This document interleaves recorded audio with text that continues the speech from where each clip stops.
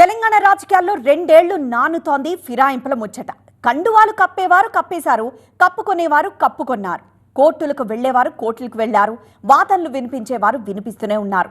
ఇంతలో ఇద్దరు మినహా అందరికీ ఫిరాయింపు విషయంలో క్లీన్ చిట్ ఇచ్చేశారు స్పీకర్ గడ్డం ప్రసాద్. ఇప్పటికీ ఈ వ్యవహారం సుప్రీంలో నానుతూనే ఉంది.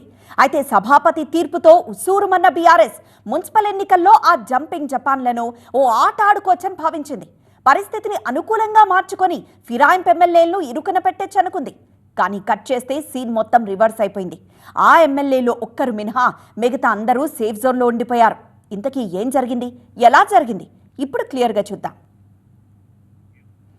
ఇటీవలే విడుదలైన మున్సిపాలిటీ ఫలితాల్లో చాలా చోట్ల హంగ్ ఏర్పడింది. వాటిల్లో ఫిరాయింపు ఎమ్మెల్యేల మున్సిపాలిటీలు కూడా ఉన్నాయి.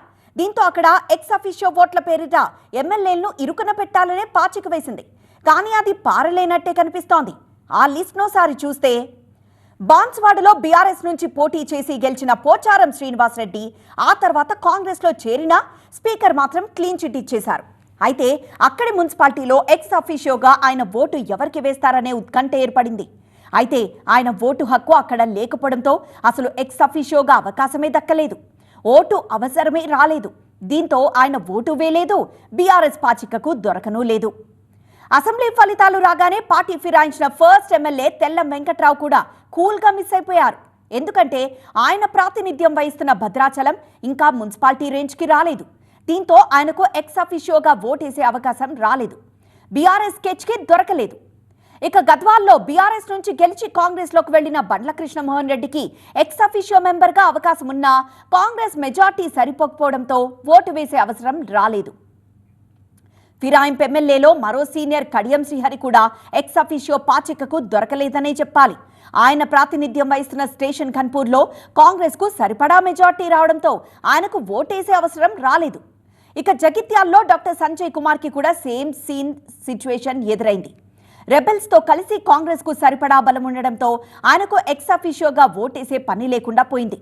ఇక ఫిరాయింపు అంశంలో తీర్పు బాకీ ఉన్న దానం నాగేందర్ విషయంలో ఆ టెన్షనే లేదు. ఎందుకంటే ఆయన నియోజకవర్గం ఖైరతాబాద్ జీహెచ్ఎంసీ పరిధిలో ఉండడంతో ఆయనకు ఓటు వేసే అవసరమే రాలేదు. ఇక అరకపూడి గాంధీ సైతం జీహెచ్ఎంసీ పరిధిలోనే షేర్లింగంపల్లి నుంచి ప్రాతినిధ్యం వహిస్తున్నారు కాబట్టి ఈ మున్సిపల్ ఎన్నికల్లో ఎక్స్ అఫీషియోగా పాల్గొనాల్సిన అవసరం రాలేదు. చేవెళ్ల నియోజకవర్గంలో కాలే యాదయ్యకి కూడా అదనపు ఓటు వేయాల్సిన పని లేకుండా పోయింది. కాంగ్రెస్కు ఫుల్ మెజార్టీ రావడంతో ఈజీగా మున్సిపల్ పీఠం దక్కింది.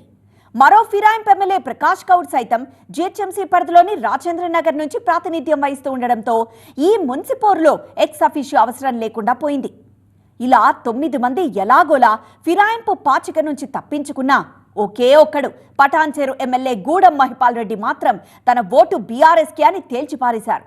చెప్పి మరీ కారుకు గుద్దేశారు. బుల్లెట్ దిగిందా లేదా అంటూ డైనమైట్ లాంటి డైలాగుతో తన దారి గులాబీ దారి అని ప్రకటించారు.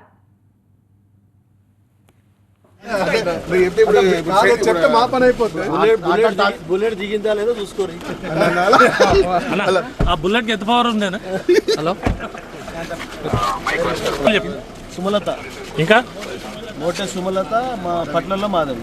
పట్ల మాధవి వైస్ చైర్మన్ చైర్మన్